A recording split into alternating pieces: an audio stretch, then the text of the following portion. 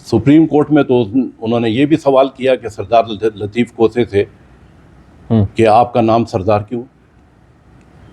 ऐसे तो उनका नाम भी काजी है। हाँ, तो वो जो इस तरह के जो ज़रा मेंटल केसेस होते हैं तो उनके लिए थोड़ी सी प्रॉब्लम होती है, कभी उस फेज़ में आ जाते हैं तो फिर इस तरह के वो सवालात करते हैं। अस्सलाम वालेकुम, आपका मेज़बान तैयब गोंदल आपकी खिदमत में हाजिर है। आपको बताएं इस वक्त मौजूद हैं सैयद मुस्तफ़ैन साहब के रेजिडेंस पर।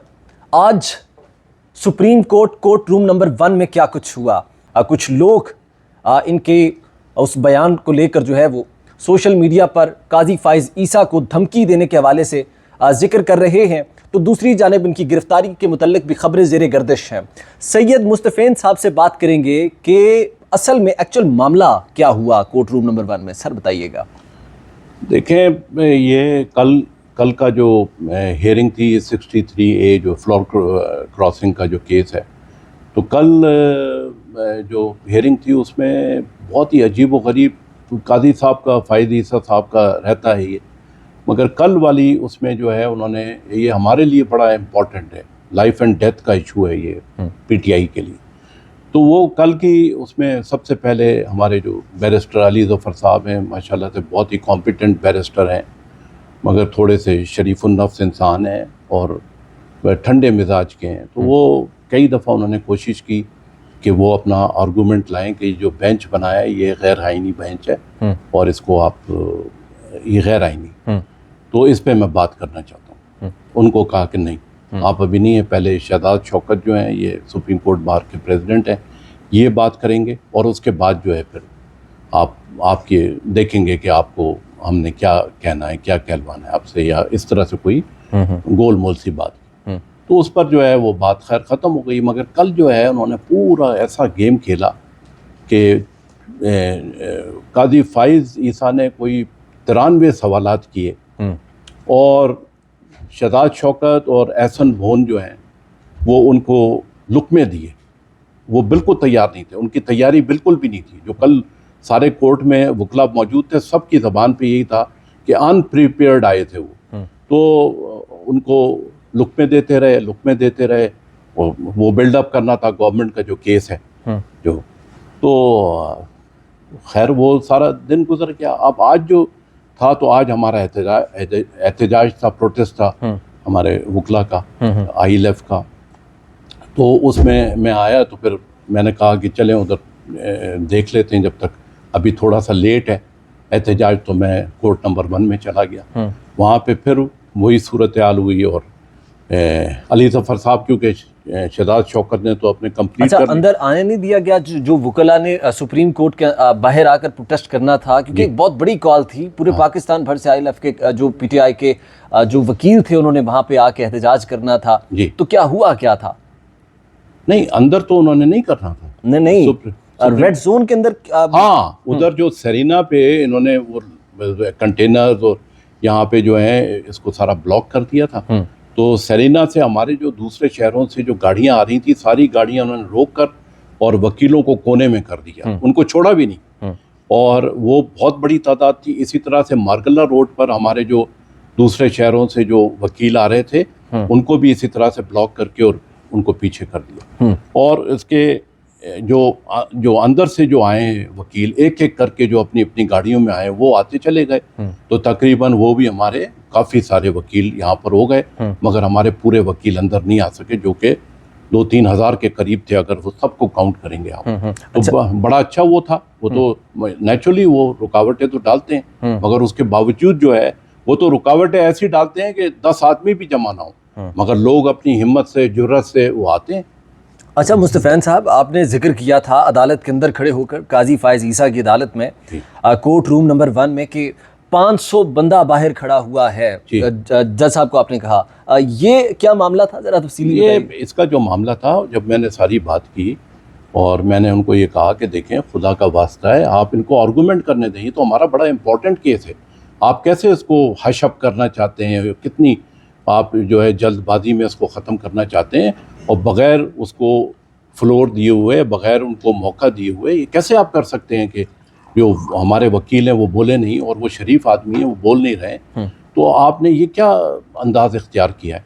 तो वो बहरहाल उसमें میں نے جا کر بات کی کہ جی آپ برائے مہربانی ان کو اجازت دیں کہ یہ اپنی بات کریں، اپنے آرگومنٹ کو کریں، اور آپ کا جو ہے یہ بینچ جو ہے یہ غیر قانونی ہے، اس میں جو آتھر ہیں، جو ججمنٹ تھی اس کے جو آتھر ہیں جسٹس منیب وہ نہیں بیٹھے، منصور علی شاہ نہیں بیٹھے، جو سینئر جو پیونی جج ہیں ہمارے، اب چیف جسٹس ہو جائیں گے، تو اب یہ کس طرح کی ہے، اور 2 ممبر کمیٹی نے اس کو بینچ کو بنا دیا ہے جو کہ اللیگل ہے.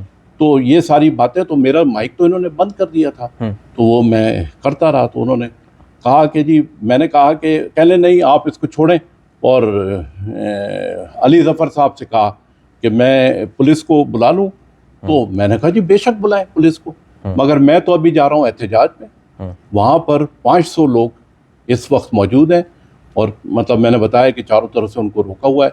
500 لوگ ہیں جو اس وقت سپریم کورٹ کے باہر موجود ہیں، اور 500 لوگ جو ہیں وہ آئین کے ساتھ کھڑے ہوئے ہیں اور ہمارے علی ظفر کی بیک پر کھڑے ہیں.